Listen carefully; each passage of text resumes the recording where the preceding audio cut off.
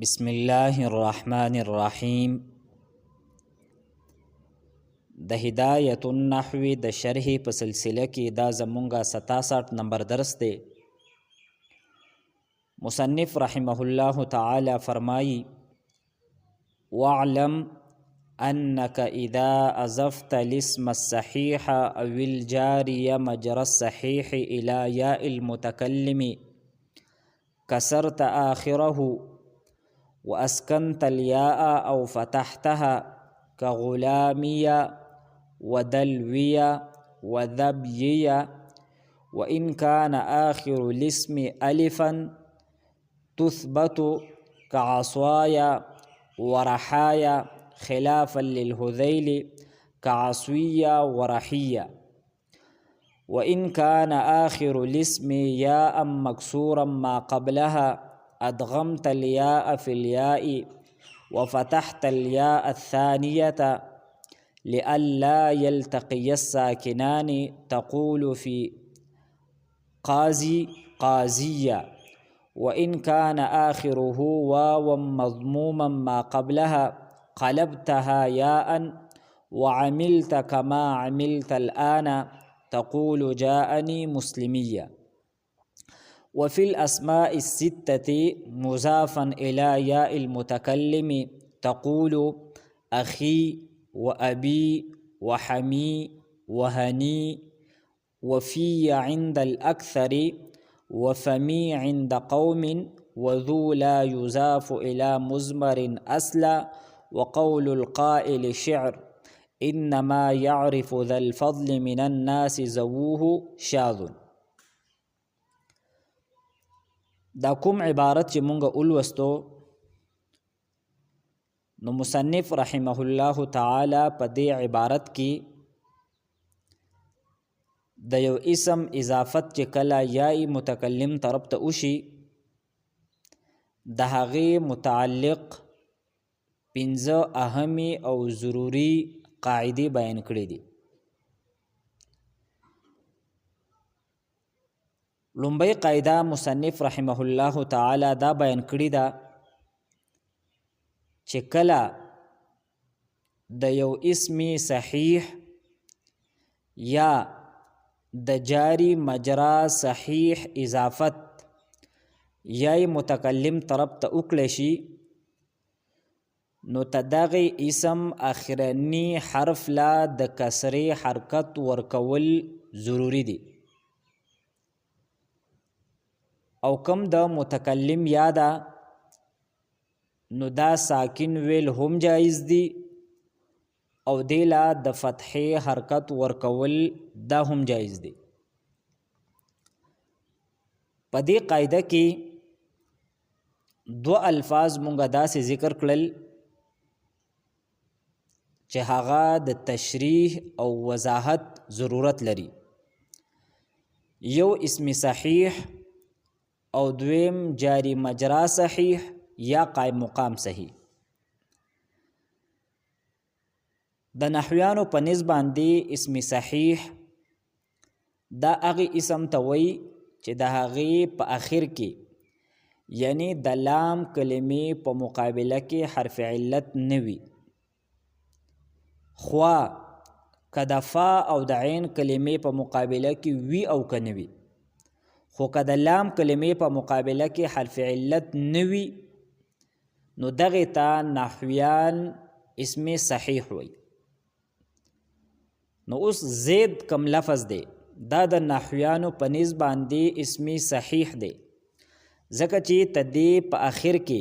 یعنی د لام کلمې په مقابله کې حرف علت نشته، او د صرفیانو په نسبت باندې دا صحیح نه دی بلکې اجوف دی ځکه چې صرفیان صحیح هغه اسم ته وایي چې د هغې د حروف اصلیو په مقابله کې یعنی د فا عین او د لام کلمې په مقابله کې نه حرف علت وي، نه همزه وي، او نه دو حروف د یو جنس وي. خو نحویان صحیح دی ته وایي چې د لام کلمې په مقابله کې حرف علت دا نه وي. دویم لفظ دی جاری مجرا صحیح، او تدینه مونږه آسان تعبیر داسم کولی شو چې قایم مقام صحیح. جاری مجرا صحیح دا هغه اسم ته وایي چې د هغې د لام کلمې په مقابله کې حرف علت وي خو تدې نه مخکې حرف دا ساکن وي.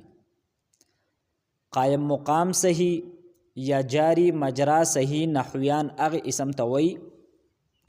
چې د هغې د لام کلمې په مقابله کې واو وي یا یا وي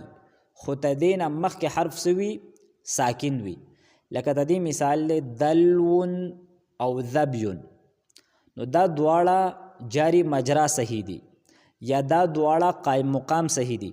ځکه چې د دې د لام کلمې په مقابله کې حرف علت دی. د دلون په آخر کې واو دی او د ذبیون په آخر کې یا ده خو د دې نه مخکې حرف دا ساکن دی. نو اوس راځو مونږه د قاعدې له. قاعده دا ده چې کله مونږه د اسم صحیح یا د قایم مقام صحیح ته د اضافت وکړو یا متکلم طرف ته، نو ته دغه اسم کم اخر دی یعنی د یای متکلم نه کم مخکې حرف دی نو دغه حرف لا د کسرې حرکت ورکول دا ضروری دی او کم د متکلم یا ده نو دغه یا ساکن ویل هم جایز دی او دی لا د فتحې حرکت ورکول هم جایز دی. نو مصنف رحمه الله تعالی د صحیح مثال ذکر کړی دی لکه غلامیه. نو غلام دا اسم صحیح دی ځکه چې د دې د لام کلمې په مقابله کې حرف علت نشته دی. اوس د دې اضافت مونږه کو یای متکلم طرف ته، نو د غلام کم اخرانه حرف دی میم، نو دی لا د یا د مناسبت د وجنه د کسرې حرکت ورکول واجب دی. نو مونږ سره بشي غلامی او کم د متکلم یا ده دا دغه شان دي ساکن ویل هم جایز دی غلامی او دی لا د فتحې حرکت ورکول هم جایز دی چې مونږ داسې وایو غلامیه. بل مثال دی لکه د کتاب اضافت مونږ کو کتابی او کتابیه، یا د قلم اضافت مونږ کو نو قلمی او قلمیه.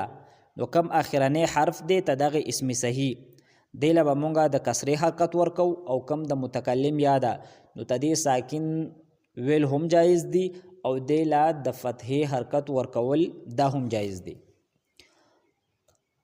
او د قایم مقام صحیح مثالونه ذکر کړي دي دلویه او ذبیه. نو دلون او ذبیون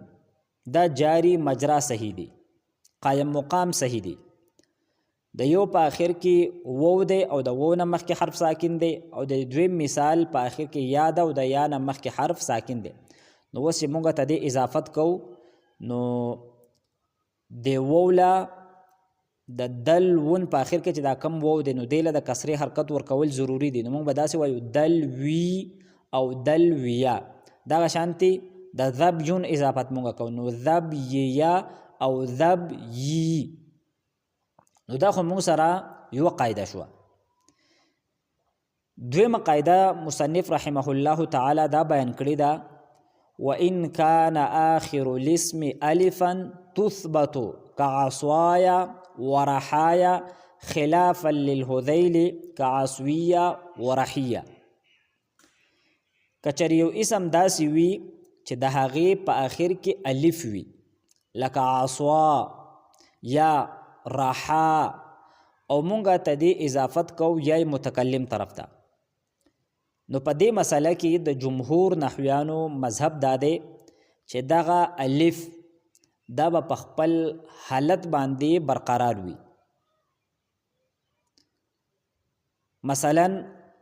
عصوایا، نو اوس مونږه د عصوا اضافت وکړو یا متکلم طرف ته، نو د عصوا په آخر کې چې کم الف دی نو دا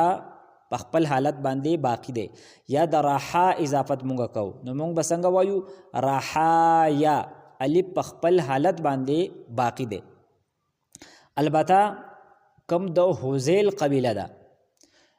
نو هغوی وای چې دا الف دا به مونږه په یا سره بدلو، بیا به د یا په یا کې ادغام کو، یعنی دا کم الف چې مونږه په یا سره بدل کو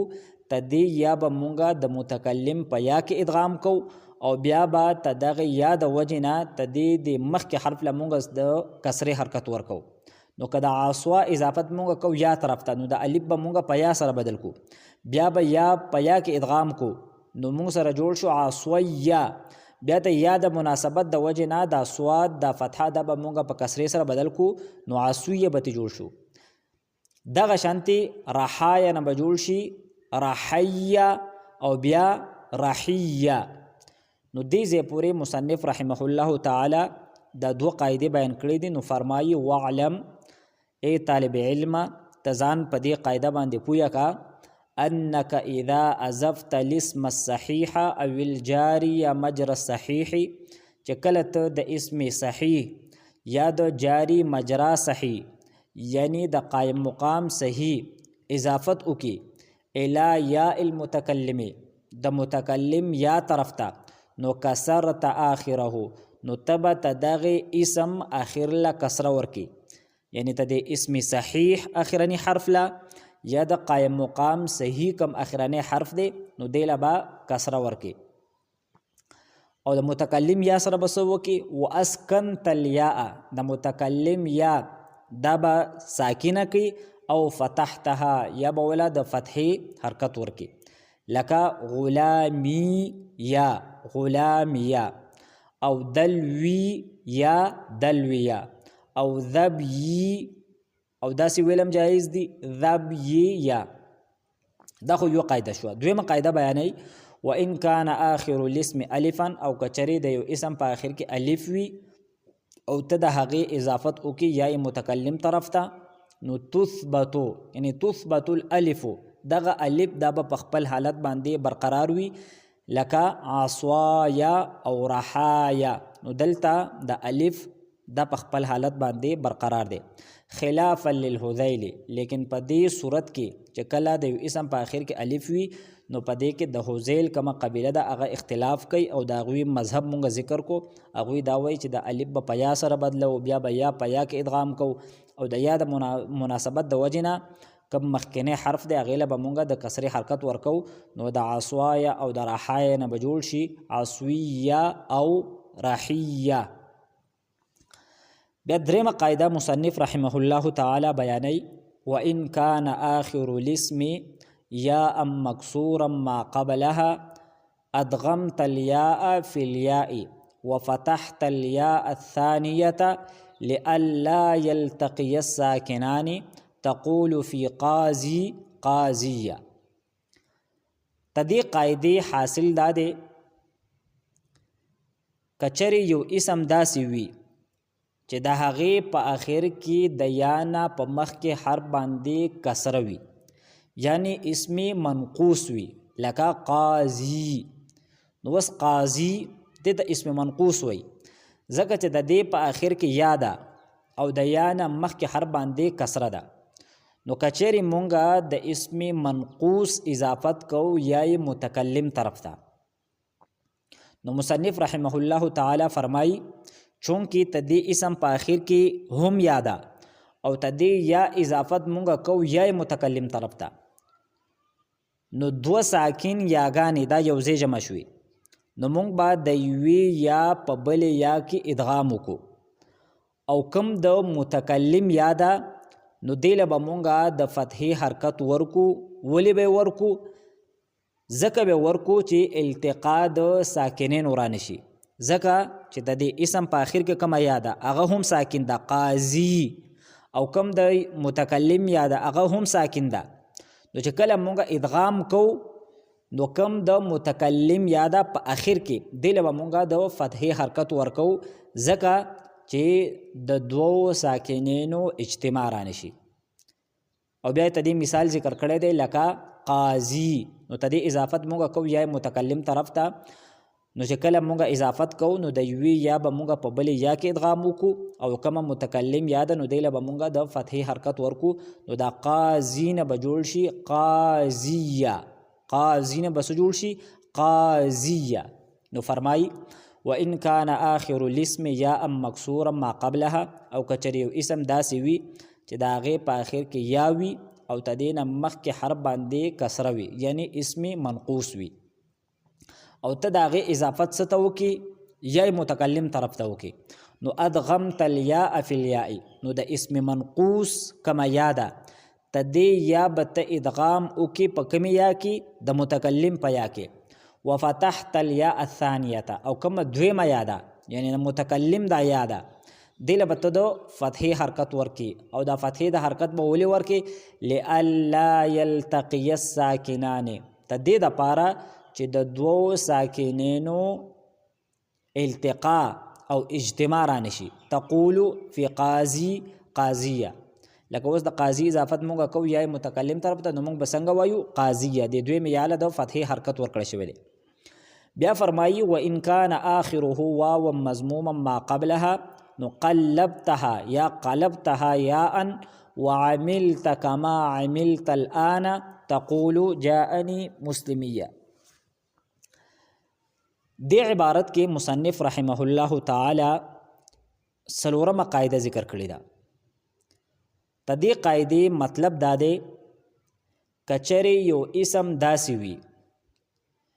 چې د هغې په آخر کې واو وي او ته دې واو نه مخکې حرف مضموم وي او ته دې اسم اضافت کو مونږه یا متکلم طرف ته یو اسم داسې وي چې د هغې په آخر کې واو وي ته دې نه مخکې حرف دا ساکن وي او ته دې اسم اضافت مونږه کو یا متکلم طرف ته نو مصنف رحمه الله تعالی فرمایي چې دا واو دا به مونږه په یا سره بدل کو بیا به د یا په یا کې ادغام وکړو او کم د اخیرنۍ یاده دا دویم نمبر یاده دی له به مونږه د فتحې حرکت ورکو ولې چې التقا د ساکنینو رانشي او ته دغه یا د مناسبت د وجې نه دا مخکې کومه ضمه ده نو دا به مونږه په کسرې سره بدل کو ته دې مثال ذکر کړی دی ان شاء الله تعالی چې دغه مثال په دې ته مونږه په غور باندې متوجه شو نو ان شاء الله تعالی دا قاعده په دې باندې مونږه په ښه طریقې سره پوه شو مثال ورکړی دی جاءنی مسلمیه نو دا مسلمیه په اصل کې دی مسلمونه د مسلم جمع ده مسلمونه اوس ته دې جمع اضافت مونږه کوو یا متکلم طرف ته د مسلمونه اضافت مونږه کوو یا متکلم طرف ته د لومبۍ خبره خو دا ده مخکې سبق کې مونږ ویلو چې کله مونږه د تثنیې یا د جمع اضافت کوو نو د تثنیې نون او د جمع نون دا د اضافت د وجې نه غورځېږي نو د ټولو نه لومبۍ خو به ته دې مسلمونه نه د جمع دا نون وغورځېږي نو مونږ سره جوړ شو مسلمو نو اوس تاسو په دې مسلمو په دې لفظ باندې غور وکئ د مسلمو داسې لفظ دی چې ته دې په آخر کې واو دی او ته دې نه مخکې حرف دا مضموم دی او ته دې اضافت کو مونږه یا متکلم طرف ته نو مونږ به څه وکړو مصنف فرمایي قلبتها یا ان یا قلبتها یا ان ته به دا واو په یا سره بدل کړي نو څه به شي مسلمویه مسلمویه دو یاګانې جمع شوي یو خو د متکلم یا ده او یو مونږه د دا و په څه سره بدل کو په یا سره بدل کو نو بیا وایي وعملت کما عملت الآن نو داسې عمل به وکړې څنګه دی چې په دې مخکې قاعده کې عمل کړی او هغه څنګه چې کله مونږه د یوې چې دوه یاګانې جمع شي دواړه ساکن وي نو د یوې یا ادغام وکړو مونږه په بلې یا کې او د متکلم کما یا ده نو دې له به مونږه د فتحې حرکت ورکوو چې التقا د ساکنینو رانشي نو مونږ سره به جوړ شي مسلمویه مسلمویه خو په دې قاعده کې به یو اضافي کار مونږه کوو او هغه دا دی چې دا مخکې کومه ضمه ده نو د یا د وجې نه به دغه هم مونږ په کسرې سره بدلو نو د مسلمویه نه به مونږ سره جوړ شي مسلمیه نو دغه قاعده بیان کړې ده وان کان آخره واو مضموما ما قبلها او کچری یو اسم داسې وي چې د هغې په آخر کې واو وي او ته د واو نه مخکې حرف هغه مضموم وي نو قلبتها یا ان نو ته به دغه واو دا به بدل کې په یا سره وعملت کما عملت الآن او ته به داسې عمل وکړي لکه څنګه دی چې په دې دریم نمبر قاعده کې عمل وکړو، یعنی یا به په یا کې ادغام کی او د دویم یا به د فتح حرکت ورکړي. تقول جاءني مسلمیه ته دې مونږه وضاحت وکړو. وفي الأسماء الستة مضافا إلى ياء المتكلم تقول أخي وأبي وحمي وهني وفي عند الأكثر وفمي عند قوم وذو لا يضاف إلى مزمر أصلا وقول القائل إلى آخره. دې عبارت کې مصنف رحمه الله تعالی پنځمه او اخرنۍ قاعده بیان کړې ده او هغه د اسماء سته په باره کې ده.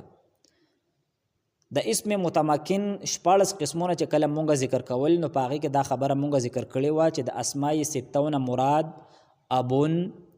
اخون، حمون، هنون، فمون او ذو دي. چې کله مونږه ته دې اسماء اضافت د یای متکلم نه علاوه یو بل اسم طرف ته کوو، لکه څنګه چې مونږه په 14 قسمونو کې ویلو چې کله دا شپږ اسماء دا مکبری، موحد وي او مضاف وي خو یای متکلم طرف ته مضاف نه وي نو بیا به ته دې اعراب بالحرف وي،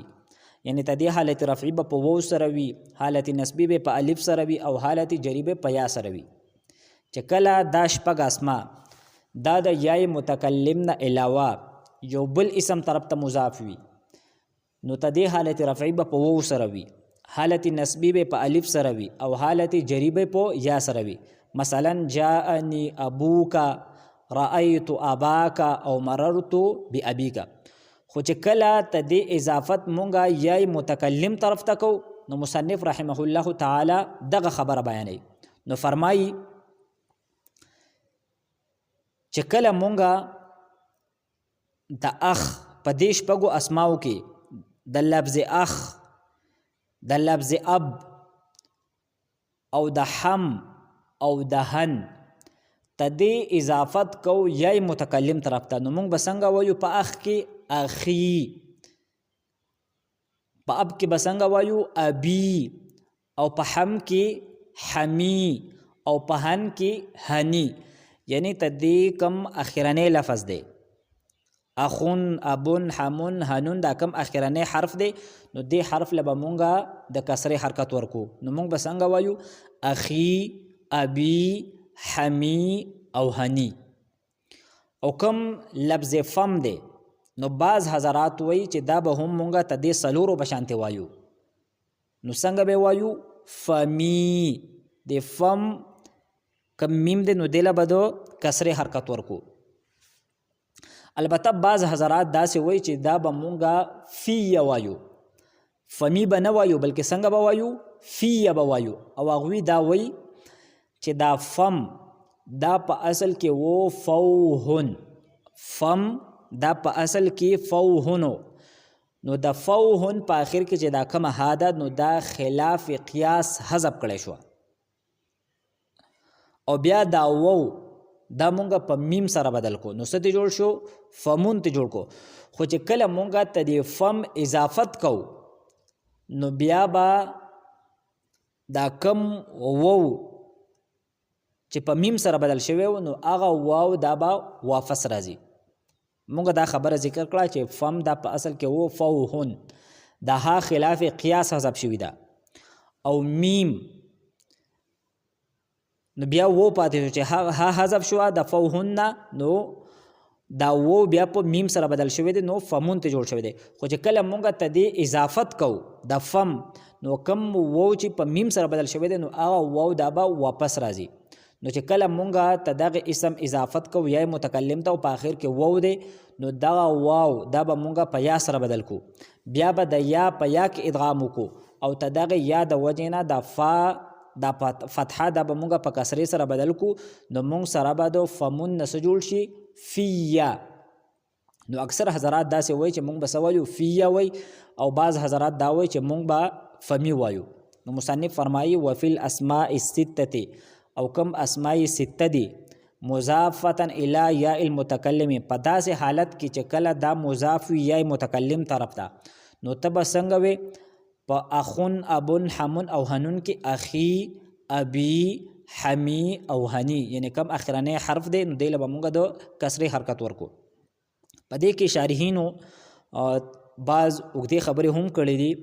خو چونکې دا کتاب د په دویمه درجه کې پړاویږي نو هغه خبرې دلته موږ نه ذکر کوو. ان شاء الله تعالی د نحوی کم لوی لوی کتابونه دي کافیه یا شرح جامی نو په هغه کې دا تفصیلات دا په خپله راځي. نو دا کم آسان انداز سره چې موږ ووایو نو ابتدایي طالب علم له پکار دی چې دونه هم یاد کی نو دا د هغې دپاره کافي دي. وفي عند الاکثر وفي عند الاکثر او په فم کې اکثر حضرات سوی چې موږ به څنګه وایو فی به وایو او بعض حضرات سوی وفمی عند قوم او بعض نحویان دا وایي چې موږ به فمی وایو. نو دا خو موږ د پنځو خبره وکړه د ابون اخون حمون هنون او فمون. ذو فاتح شو نو د ذو په باره کې مصنف دا خبره کوي چې ذو د متکلم یا طرف ته چری هم نه مضاف کیږي بلکې ذو دا د همیشه د پاره اسم ظاهر طرف ته مضاف وي اسم ضمیر طرف ته د ذو اضافت دا نه کیږي. نو فرمایي و ذو لفظ ذو لا یضاف تدی اضافت نشي کوله الی مضمر اصلا په معنا قطعا یعنی د ذو اضافت ضمیر طرف ته بالکل نه کیږي. نو بیا په دې باندې یو اعتراض کیږي نو مصنف رحمه الله تعالی دغه اعتراض ذکر کړی دی او بیا دغه په یو لفظ کې جواب ورکړی دی. اعتراض دا دی چې تاسو خدا خبره وکړه چې د ذو اضافت ضمیر طرف ته نه کیږي حالانکه د عرب یو شعر دی او په هغې کې لفظ ذو مضاف شوی دی ضمیر طرف ته او هغه شعر دا دی انما يعرف ذا الفضل من الناس ذووه. نو که تاسو په دې شعر ته بغور باندې وګورئ نو ته دې چې کوم اخرنی لفظ دی ذووه نو دلته د ذو دا کم لفظ دی نو ته دې اضافت شوی دی ضمیر طرف ته د ها ضمیر طرف ته. نو مصنف رحمه الله تعالی ته دې جواب ورکړی دی چې دا شعر دا شاذ دی یعنی عام قاعده او قانون خدا دی چې د ذو اضافت دا ضمیر طرف ته نه کیږي بلکې ذو دا ته دې دپاره وضع کړی شوی دی دا لفظ ته دې دپاره مقرر کړی شوی دی چې دا به همیشه دپاره اسم ظاهر طرف ته مضاف وي او په دې شعر کې چې کوم دی نو دا شاذ دی یعنی دا د قاعدې او د قانون خلاف دی دا زمونږه قاعدې له څه نقصان دا نه ورکوي. نو فرمایي وذو لا یضاف الی مضمر اصلا لفظ ذو ته دې اضافت ضمیر طرف ته بالکل نه کیږي. وقول القائل او د شاعر چې کوم شعر دی انما يعرف ذا الفضل من الناس ذووه نو په دې کې مصنف فرمایي شاذ چې دا شاذ دی. د دې شعر معنی دا ده انما يعرف ذا الفضل من الناس ذووه چې کم د فضیلت والا دي کم د لوی مقام او مرتبه والا دي په خلکو کې نو دا هغه خلک پیژني چې کم په خپل د فضیلت والا دي یعنی کم د فضیلت والا خلک دي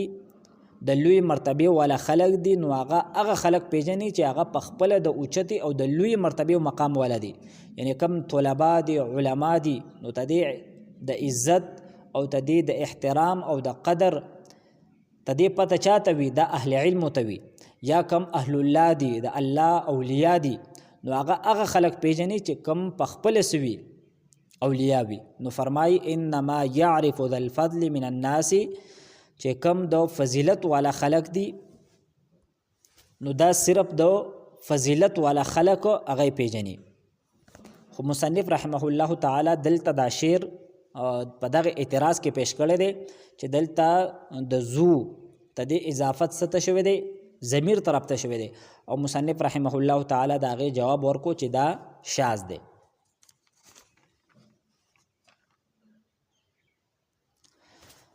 بیا مصنف رحمه الله تعالی تدی اسماء په باره کې د یوې د فائدې خبره کوي واذا قطعت هذه الاسماء عن الاضافه چې کله ته د اسماء یعنی د اسماء سته چې کوم مونږ ذکر کړل په دې کې د لومبي پنځو یعنی اخون ابون حمون هنون او فمون دا د اضافت نکټ کې متکلم طرف ته نه مضاف کې واذا قطعت هذه الاسماء عن الاضافه کله چې ته د اسما د اضافت نه کټ کی د اضافت نه لری کی نو بیا به ته څنګه وې اخون ابون حمون هنون او فمون. او چې کله مونږه اضافت کو نو څنګه به وایو اخی یا متکلم طرف ته ابي حمی هنی او فیا یا فمی. او چې کله د متکلم نه علاوه یو بل اسم طرف ته مونږه اضافت کو یو بل ضمیر طرف ته نو بیا مونږ داسې وایو اخوکا حالت رفعی به په وو سره حالت نسبی به په الف سره اخاکا او حالت جری به په سره په اخیکا کې اخیکا داسې به وایو په یا سره به وي. او تدې اضافت تدې کم تفصيلات دي نو دا مونږه کم 14 قسمونه نو په هغه کې ذکر کړو. نو اذا قطعت هذه الاسماء عن الاضافه کله چې ته دا اسماء د اضافت نه کټ کې نو ته به اخون ابون حمون هانون او فامون. او کم لفظ زو ده نو دا د اضافت نه بغیر نه استعمالېږي. زو دا به د همیشه د لپاره مضاف وي او دا به مضاف وي اسم ظاهر طرف ته یعنی ذو مال ذو علم وغیرہ وغیرہ. وذو لا يقطع عن الاضافه البتة او ذو دا نکټ کیږي د اضافت نه بالکل البته معنی بالکل یعنی قطعا. نو دې ځای پورې مصنف رحمه الله تعالی د یای متکلم متعلق دغه 15 قواعد ذکر کړل. نو مونږ ټول له دا پکار دي چې مونږ ځان په دې قاعده باندې پوه کو چې کله مونږ د یو اسم اضافت کو یا متکلم طرف ته نو داغه مختلف صورتونه دي. نو چې مونږ دغه اسم او پیژنو چې دا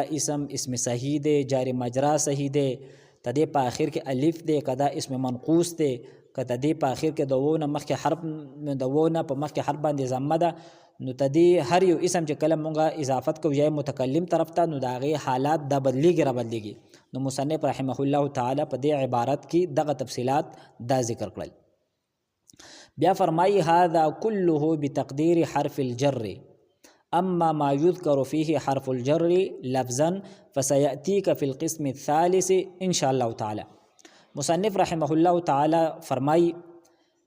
چې دلته په مجروراتو کې د اضافت دا کم بحث مونږ ذکر کو نو دا صرف د هغه مضاف الیه بحثو چې په هغه کې حرف جر مقدرو. مصنف رحمه الله تعالی دا خبره مخکې ذکر کړې و چې کم اسماء مجروره دي نو دا غي صرف یو قسم دی او هغه مضاف الیه ده. خو بیا دا خبره کړې و چې کم مضاف الیه ده یعنی کم مجرور اسم دی نو دا به یا مجرور وي د حرف جر د وجنه او دغه حرف جر به په لفظونو کې موجود وي. یو اسم چې مجرور دی نو دا مجرور به وي د حرف جر د وجنه خو دغه حرف جر دا به یا په لفظونو کې موجود وي او یا به موجود نه وي. چې موجود نه وي نو دې ته مونږ څنګه وایو مضاف مضاف الیه وته وایو دې ته مونږ څه وایو مضاف مضاف الیه. نو دلته چې دا کم تفصیلات ذکر کړل نو دای د دې مضاف مضاف الیه ذکر کړل حرف جر په لفظونو کې موجود نه دی. او مصنف رحمه الله تعالی فرمایي چې هغه اسم چې کم مجرور دی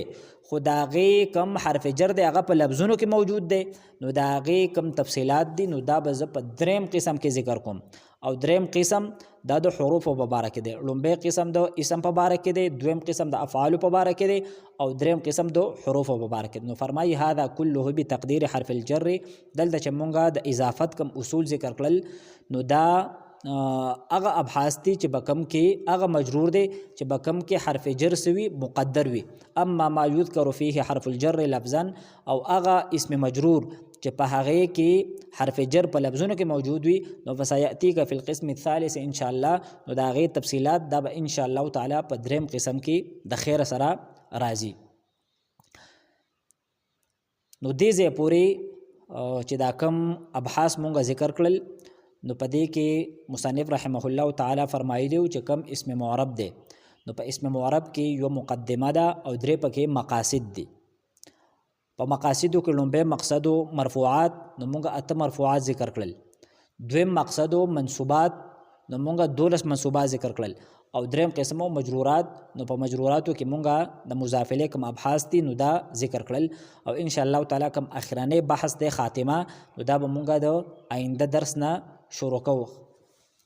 او په دې خاتمه کې به مصنف رحمه الله تعالی کم توابع دي نو دغه به ذکر کوي.